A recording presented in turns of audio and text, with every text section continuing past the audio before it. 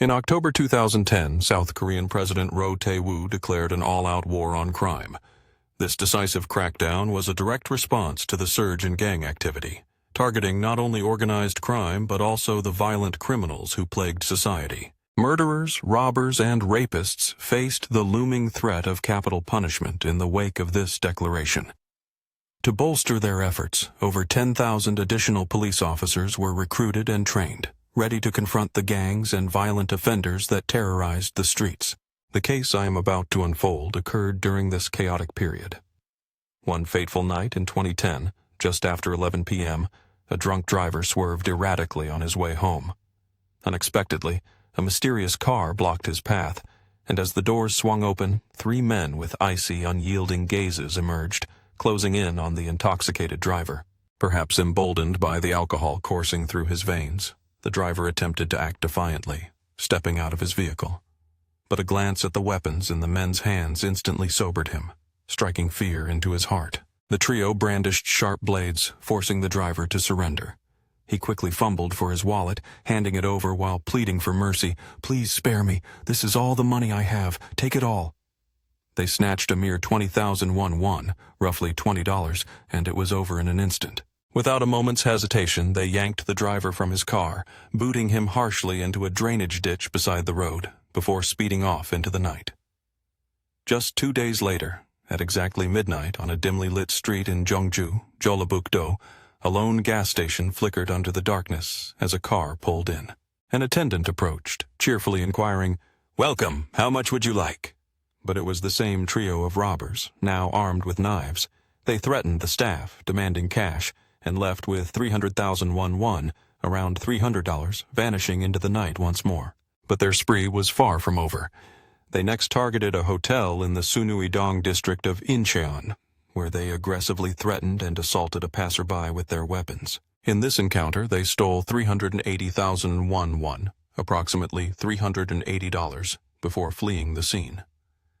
Operating with a chilling level of sophistication, the gang rented cars, attaching stolen license plates, and cleverly rotating through 5 or 6 different plates to elude capture as they committed their crimes.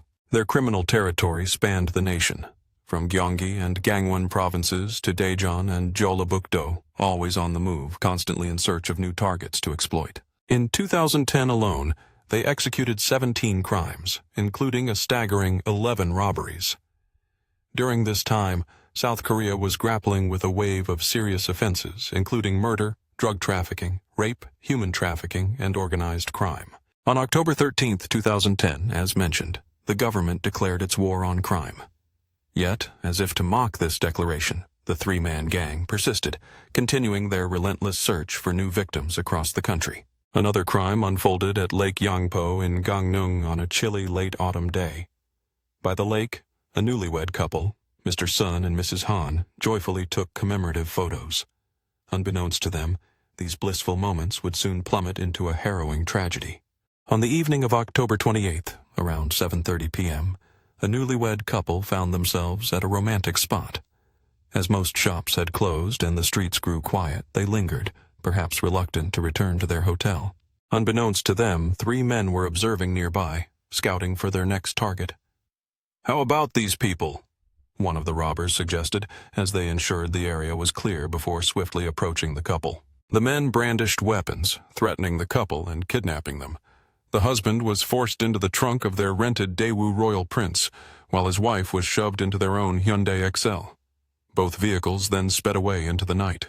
For approximately 20 minutes, the gang drove their victims to a secluded mountain in Daejeon Village, Gangneung, roughly 5.5 miles from where they had been abducted. There, they dragged the couple to a pine tree and bound them with nylon rope. With ruthless precision, they robbed the newlyweds of their cash, checks, and wedding gifts, along with the Hyundai Excel, amassing a total of around $8,400 in stolen valuables. Miraculously, they spared the couple's lives. Leaving the couple tied to the tree, the robbers vanished into the night. Hours later, a local resident stumbled upon the victims and promptly contacted the police. Meanwhile, the criminals returned to their hometown of Incheon, flush with cash and 2 stolen cars. By early morning, they were reveling in karaoke bars, recklessly splurging their ill-gotten gains. It was astonishing to think that just hours earlier, these men had threatened and kidnapped a newlywed couple, leaving them bound on a mountain, yet now they partied as if nothing had transpired. These three cold-hearted criminals hailed from Incheon, each carrying extensive criminal records, cycling in and out of prison for various offenses, including robbery and extortion. Lee Seong-jun, a man with 8 prior convictions, stood at 5 feet 11 inches, exuding a commanding presence. He often carried a saw, a grim extension of his violent tendencies that began to surface in high school. Known as an iljeon, a term that denotes a troublemaker or thug, he was notorious for engaging in fights. Ultimately, he dropped out in the 9th grade, his education barely completed, and he wandered through life without any respectable employment. At just 31 years old, Lee Seong-jun had not accomplished anything significant in his life. His girlfriend, Shim Hae-suk, was a mere 22, 9 years his junior. Hailing from Daejeon, Hae-suk worked at a travel agency and devoted her weekends to teaching Bible studies to children at her church. On the surface, Shim Hae-suk seemed like an ordinary young woman. Before her tumultuous relationship with Seong-jun, she had been engaged, with wedding plans well underway. That dream shattered when she discovered her fiancé's betrayal, leading to the abrupt end of their engagement. In the throes of heartbreak, a friend invited her to a nightclub, hoping to distract her from her troubles. That night, through the club's matching system, Hae-suk met Lee Seong-jun. From that moment, he became utterly infatuated with her. He would bring red roses to her door and relentlessly pursue her. Well-groomed and handsome, Lee Seong-jun stood at an imposing 6 feet tall. In a calculated move to win her over, he introduced himself with a deceitful charm, claiming, "Actually, I come from a wealthy family and own a restaurant." It was all a facade, a web of lies spun before the age of the internet. In a time when such claims went unchecked, people easily fell for his smooth words, never doubting the sincerity behind Seong-jun's flowery declarations. Shim Hae-suk, captivated by his allure, quickly fell head over heels in love. Before long, he took her to meet his father, declaring, "Father, this is the woman I want to marry." Eager to impress, Hae-suk joyfully greeted his family, unaware that the darkness lurking within Seong-jun was soon to emerge. The sweet nothings and promises of protection soon morphed into a terrifying reality of violence. As the true nature of Seong-jun revealed itself, Hae-suk found herself cornered. Recognizing the danger, she mustered the courage to end the toxic relationship, stating, "I can't continue this anymore. Let's break up." Yet Seong-jun's reaction was chilling. He smirked, his eyes glinting with menace. "You think you can leave me that easily?" Thus, their frightening dynamic continued, as if caught in a relentless cycle of fear and manipulation. Meanwhile, another figure emerged in their world of crime. Oh Tae-won, a 31-year-old with 5 prior convictions. Oh Tae-won, a graduate of a technical college in Incheon, struggled to maintain steady employment. He drifted from job to job, from insurance work at a lumber company to a brief stint as a taxi driver. However, his penchant for alcohol and disruptive behavior led to quick dismissals from every position. Despite having a wife and 2 children, his family life was in shambles as he had abandoned them to live with a bar owner. Among Tae-won's circle was Yoon Young-pil, a middle school classmate who would later become the 3rd robber in their notorious trio. At 31, Yang-pil had 6 prior convictions under his belt as well. Employed at a vehicle registration office, he handled paperwork for clients. Yet, despite having a family and a young daughter, the allure of crime proved too strong to resist. It was through Tae-won that these 3 men formed a dangerous alliance. They would gather to smoke marijuana and socialize at a friend's house in Incheon, which became their headquarters for criminal activities. The police later unearthed 2.2 pounds of marijuana, evidence of their drug-fueled escapades. Engaging in heavy drinking and robbery, they operated with reckless abandon, seemingly oblivious to the government's intensifying crackdown on crime. They brazenly drove around in a car stolen from a newlywed couple, their audacity growing by the day. Meanwhile, local residents discovered the newlyweds and alerted the police. The Gangdong police, faced with a lack of substantial leads, struggled to piece together the investigation. However, a breakthrough materialized on the evening of November 11th around 8:30 p.m. just 4 days after the robbery. Songjun, one of the 3 robbers, was behind the wheel of a stolen Hyundai Excel, driving through Incheon with his girlfriend, Hae-suk. To evade police scrutiny, they had replaced the original license plate with another stolen one. However, at an intersection, in a reckless turn of events, Lee Seong-jun collided with a taxi. The furious taxi driver emerged from his vehicle, seizing the back of Seong-jun's collar. With anxiety etched across their faces, Seong-jun and Shim Hae-suk exchanged worried glances before hastily exiting their car. Driving through the bustling streets of Seoul in a stolen Hyundai Excel, Lee Seong-jun and his girlfriend, Shim Hae-suk, had swapped out the original license plate for a stolen one, hoping to evade the watchful eyes of the police. Yet, at an intersection, their luck ran out. The crash with the taxi sent shockwaves through their adrenaline-fueled escape. The enraged taxi driver leapt from his cab, gripping the collar of Lee Seong-jun. Nervously, Seong-jun and Hae-suk glanced around before exiting their vehicle, fully aware of the precarious situation they were in. Trapped in a stolen car, the stakes escalated. Lee Seong-jun was already a wanted man, having been implicated in a hit-and-run motorcycle accident prior to this robbery. To disguise himself, he carried his younger brother's identification and wore glasses, desperately trying to conceal his identity. Panic set in as they realized the gravity of their circumstances. With the police likely on their way, they clasped hands and bolted from the scene. The taxi driver pursued them, but in a moment of desperation, Seong-jun brandished a weapon, violently resisting capture. Faced with an armed assailant, the taxi driver had no choice but to allow Seong-jun and Hae-suk to escape, promptly reporting the hit-and-run to the authorities. When the police arrived, they were met with the sight of an abandoned vehicle, the remnants of a hasty escape. Upon thorough investigation, officers discovered that the vehicle had been stolen during a robbery involving newlyweds in Gangneung. Inside the car lay a bank book belonging to Miss Choi, the girlfriend of Oh Tae-won. The situation grew more complex as it was revealed that Oh Tae-won not only had a wife, but also cohabited with a bar owner and maintained another romantic relationship. To further complicate matters, the police found a tear gas gun inside the car. Although such a weapon could be legally obtained for self-defense, it required a permit from local authorities. The gun bore a serial number that would lead them directly to its owner. The investigation revealed that the tear gas gun was registered to Oh Tae-won.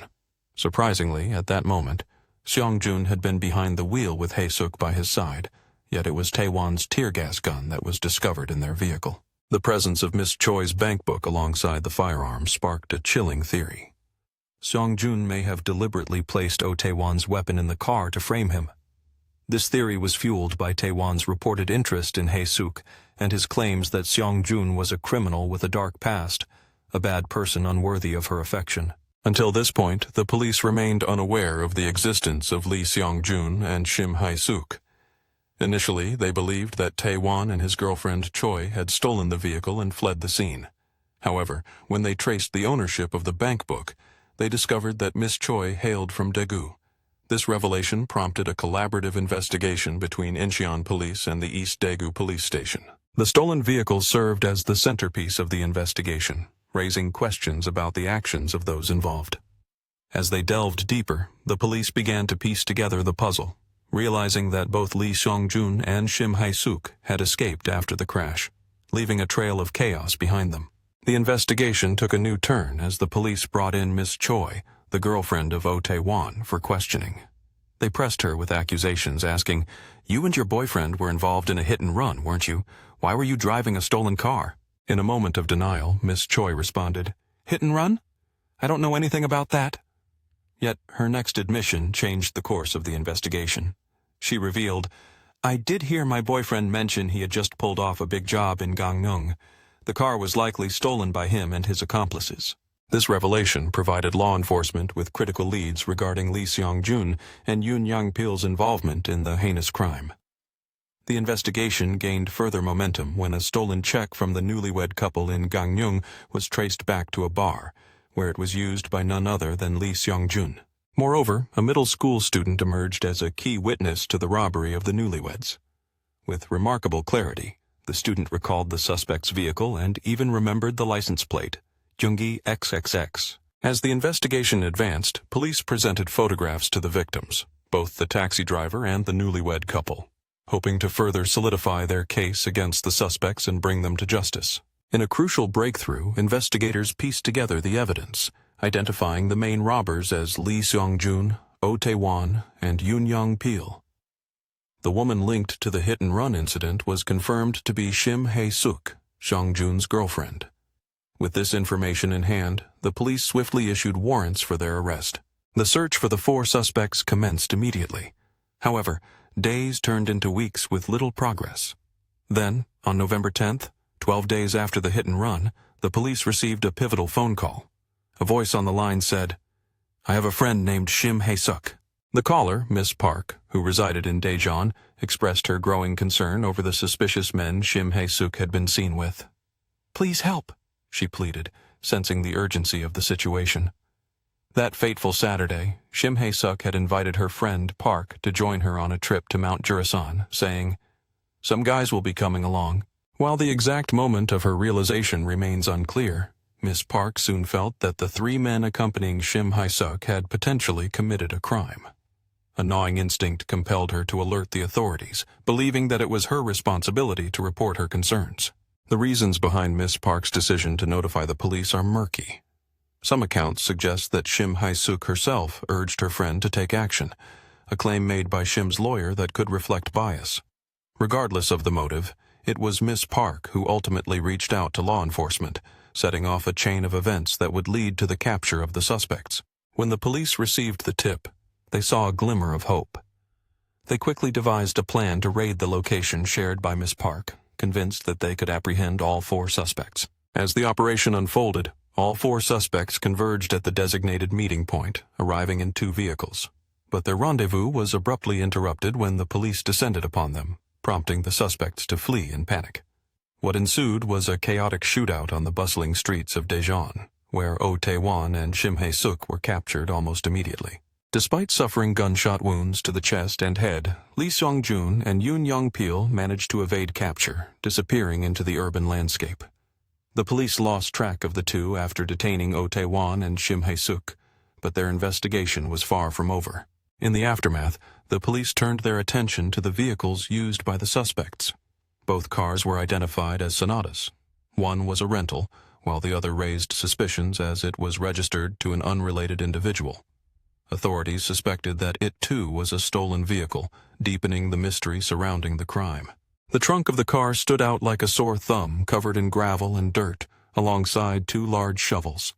Until this moment, the police had apprehended 4 suspects linked to the robbery of a newlywed couple and a hit-and-run involving a taxi. However, the discovery of this unidentified vehicle, with its suspiciously dirt-filled trunk and shovels, led investigators to believe there was something far more sinister at play. As they interrogated Oh Tae-won and Shim Hae-suk, the shocking confessions that emerged turned the case on its head. Rewinding to November 1st, the day of the hit-and-run, Lee Seong-jun and Shim Hae-suk had been behind the wheel of the stolen Excel from the newlyweds when they careened into a taxi and fled the scene. With the stolen money in their pockets, they indulged in a lavish spree of entertainment. But the high life was short-lived. By November 8th, just a week later, the money had vanished. The group convened, plotting their next crime. Unlike the previous robbery, this time Shim Hae-suk would not remain on the sidelines. She was ready to join the fray. Despite being wanted and fully aware that law enforcement was hot on their tails, the group, seasoned in the ways of fugitives, displayed a reckless disregard for their situation. Lee Seong-jun proposed, "Let's rent another car and steal more license plates." He continued coldly, "Last time we let that couple live, and that's how the police tracked us down so quickly.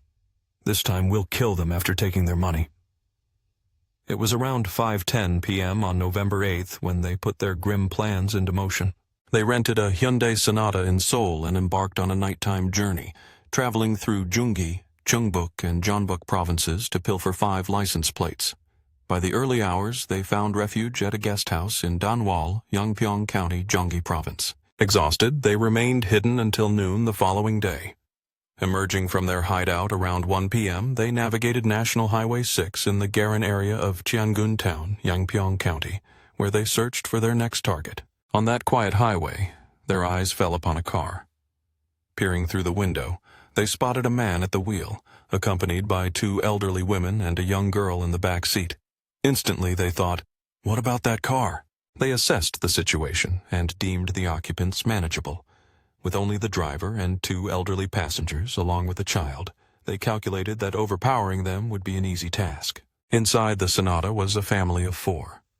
The driver, Mr. Ryu, a 54-year-old audit director at a local hospital and financial director of a Christian publishing house, was accompanied by his 80-year-old mother, Mrs. Kim, her sister, and his 6-year-old granddaughter, Miss Choi. They were en route to Gangneung for Mr. Ryu's cousin's 60th birthday celebration, along with a wedding in Pyeongchang. Initially, little Choi had resisted the idea of the trip, but with her parents occupied, her grandfather reassured her, waving goodbye as he said, "Have a safe trip." Little did the family know this would be their last encounter with each other. The robbers intercepted their car, with Yoon Yang Peel being the first to approach Mr. Ryu, thrusting a knife against his throat and commanding him to switch seats. Meanwhile, Lee Seong-jun opened the back door, sealing their grim fate. With ruthless efficiency, Lee Seong-jun bound the two elderly women's hands and feet, gagging them before locking them in the trunk of their rental car. Mr. Ryu suffered the same fate, confined in the trunk of his own vehicle. Little Choi, witnessing the unfolding horror, screamed in terror, "Help me! Please help me!" Lee Seong-jun took the frightened girl to the back seat, holding her tightly in his lap as they drove away. After 20 harrowing minutes, they brought their victims to a secluded valley in Senayaop, Danwal, Yangpyeong. This location was no random choice. Yoon Yang Peel was familiar with the Mount Yangwingsan area. With an intimate knowledge of the roads from Yangpyeong to Hwangsong, they easily found a hidden spot near Gizel Pass to execute their ghastly plan. They searched Mr. Ryu, discovering 200,000 won, roughly $200 in cash, along with some checks, a small bounty for their heinous acts. The money, initially intended for gifts at a birthday celebration, became the catalyst for a horrifying plan. Once they secured the cash, one robber callously proclaimed that they must follow through with their sinister scheme. "We have to kill them all. These people won't report us," he stated. Each robber assumed control of one victim, sealing their fate. Intended as joyful gifts, the money now fueled their dark intentions. After they had the cash, one of the men coldly reiterated their plan, insisting that they needed to eliminate all witnesses. Each robber took charge of a victim, the gravity of their actions weighing heavily in the air. As they trudged into the dense forest, the steep valley posed a formidable challenge. The robbers struggled uphill, panting heavily, while the two elderly women lay unconscious in the trunk, their frail bodies unable to endure the confinement. In the suffocating darkness, the terror must have consumed them. As the robbers ascended the hillside, they spotted a gaping hole nestled between the mountain crevices, approximately 65 feet below. Without hesitation, they kicked the two elderly women down into the abyss, their bodies tumbling helplessly. Next, armed with two shovels they had deceitfully claimed to need for a visit to their father's grave, they began the grim task of burying the women. They covered them with rocks and dirt, both women still clinging to the fragile thread of life. With a chilling efficiency, they then dragged Mr. Ryu about 165 feet further to a second cliff. "Give us 30 million won, about $30,000, and we'll let you live," they demanded. Mr. Ryu, desperate and pleading, promised he could retrieve the money in 3 days, but his words fell on deaf ears. "Please spare my granddaughter," he cried out. But mercy was absent from their hearts. They cruelly strangled him with his own necktie before pushing him down the cliff, mirroring the fate of the elderly women. Later, when a reporter inquired why they hadn't waited the 3 days for the money, one robber coldly replied that they believed they could rob another victim and make even more money in just a day. Time, they decided, was not a luxury they could afford. In a chilling confession, Lee Seong-jun revealed the ruthless nature of their actions. He admitted that they had killed the victims without a shred of humanity, even as a grandfather pleaded desperately for his granddaughter's life. After callously tossing Mr. Ryu into the pit, Seong-jun commanded Oh Tae-won to bring the child forward, ordering, "Bury her too." Caught in disbelief, Oh Tae-won questioned the necessity of burying the child, fearing that she might remember their faces. "Just kill them all," he insisted, hardened by the moment. With that, he seized little Choi, who had been held tightly by Shim Hae-suk.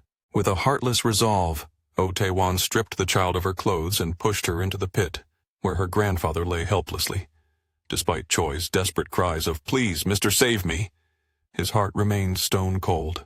Oh Tae-won forced this girl to kneel in the pit, ensuring she couldn't escape, and began shoveling dirt over her.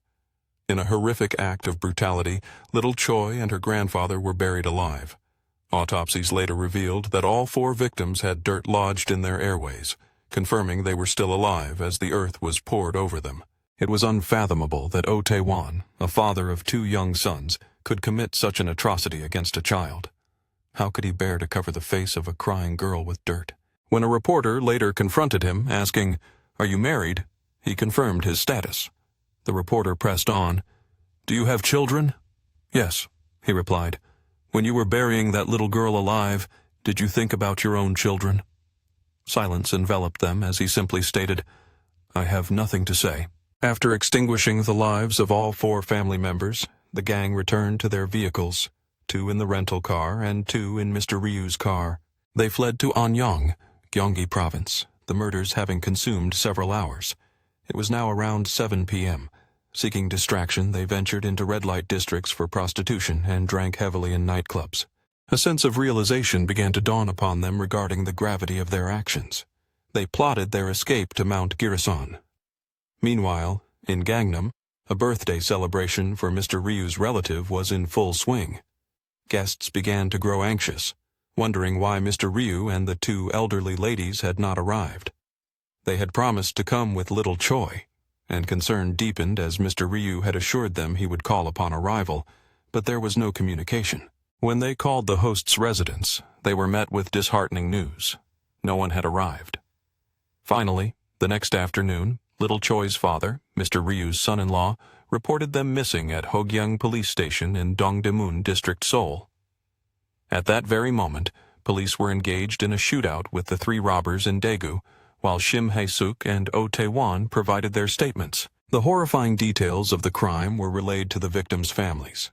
The police swiftly conducted a search in Yongpyong, uncovering the 4 bodies buried beneath rocks and dirt. As previously noted, all victims had dirt and dust filling their respiratory tracts. When the horrific case broke into the media, it sent shockwaves through the public and law enforcement alike. The brutality displayed was unprecedented, all for a mere 200,000 won, roughly $200.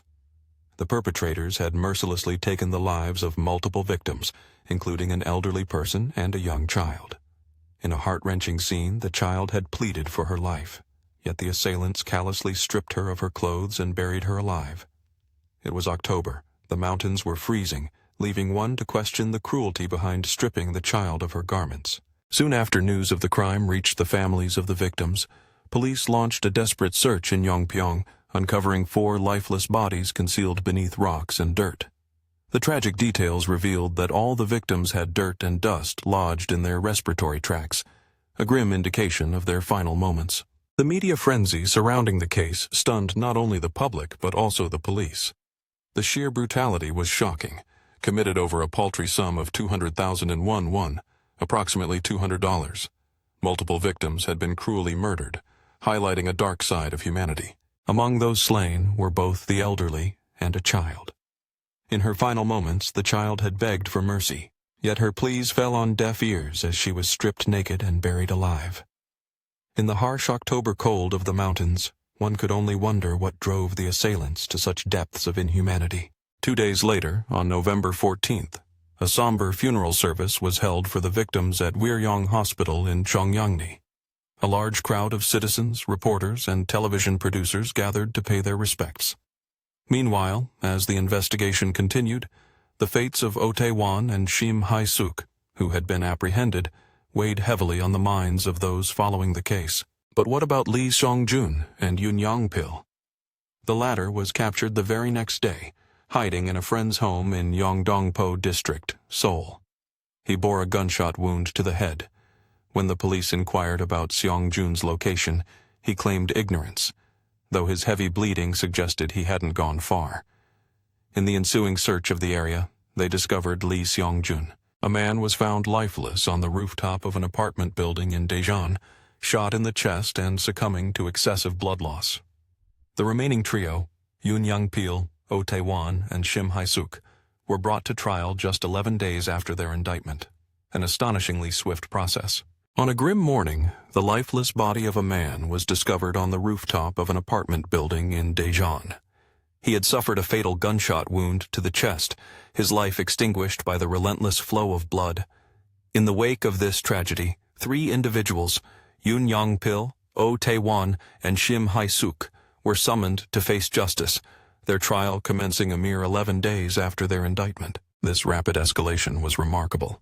It had been less than a month since the government had declared an all-out war on crime. As the authorities sought to clamp down on lawlessness, this case stood as a stark reminder of their struggles, infuriating the public. What kind of war on crime is this? Citizens questioned, their frustrations palpable. Many believed that had the police apprehended the robbers involved in the newlywed case sooner, these murders might have been averted. Additionally, the gang had evaded capture, even after being stopped at police checkpoints 4 or 5 times while fleeing the scene of the crime. This glaring oversight added fuel to the fire of public outrage. Determined to restore faith in their abilities, the police were resolute in their mission to ensure that these criminals faced the full weight of the law. They aimed to set a precedent with this trial, hoping to send a clear message to the community.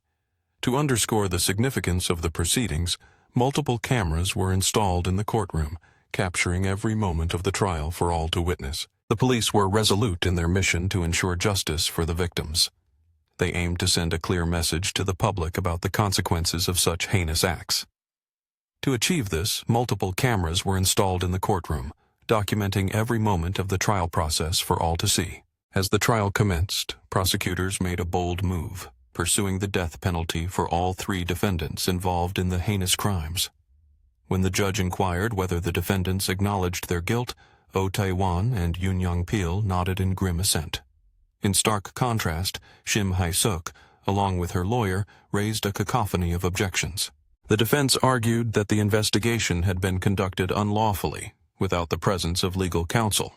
Yet, the prosecutor's questioning moved forward at a breakneck speed. Shim Hae-suk's lawyer vehemently contended that this was a violation of rights and demanded a new interrogation. Initially, this request was dismissed, but later it was begrudgingly accepted. Furthermore, the investigation and court documents inaccurately suggested that a lawyer had been present from the very start of the questioning. Shim Hae-suk's lawyer expressed his grievances, threatening to sue over the perceived injustices of this hastily conducted trial. However, public sentiment was starkly different. The brutal nature of the crimes committed overshadowed any concerns about procedural fairness, raising the question, how could one measure the unfairness of trial processes against the profound suffering inflicted upon the victims? Thus, the trial progressed, largely dismissing these objections. 4 months after the tragic events, all 3 defendants were sentenced to death, leading them to file appeals against the verdicts. By November of that year, the death sentences for Oh Tae-won and Yoon Young-pil were upheld, while Shim Hae-suk's sentence was unexpectedly reduced to a mere 10 years in prison. In the wake of this ruling, Hae-suk made a startling claim, stating, "I was aware that the 3 men were robbing the victims, but I was terrified. I got out of the car and stood about 130 feet away, at the street corner, and I didn't know exactly what happened." This was her defense, even as she and Oh Tae-won underwent simultaneous questioning. In a chilling moment, Oh Tae-won confessed to the investigator, saying, "Detective, we actually buried that family." Shim Hae-suk quickly interjected, insisting, "I didn't know they were buried." However, her claims were met with skepticism. She and her lawyer maintained that she was a victim in this ordeal, arguing that the robbery was solely perpetrated by the 3 men. With Lee Seong-jun deceased, both Tae-won and Young-pil pointed fingers, claiming Seong-jun was the principal culprit. It seemed Hae-suk's defense had found some level of acceptance. Remarkably, she emerged as the only defendant to escape the death penalty, receiving a reduced sentence of 10 years. Yet, even if her testimony held any truth, even if she genuinely remained unaware of the family's fate, she was undeniably present at the scene of the crime. She certainly had knowledge of the kidnapping, was aware that the men had taken the victims up into the mountains, and witnessed only the men returning before they all fled together. According to Hae-suk, she had asked them, "What did you do to that family? What about the child?" They reassured her, "Don't worry. We just tied them to a tree. Someone will find them soon." This was her justification for claiming ignorance about the fate that befell the family. However, if Shim Hai-suk truly wished to prove she was neither a robber nor an accomplice, she should have reported the crime to the authorities.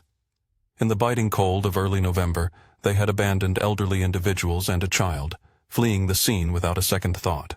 The audacity of claiming ignorance while insisting on one's victimhood baffles the mind. It contradicts any notion of accountability. As a defense attorney, he attempted to mount a vigorous defense for Shim Hai-suk. However, the inconsistencies in her narrative were glaring.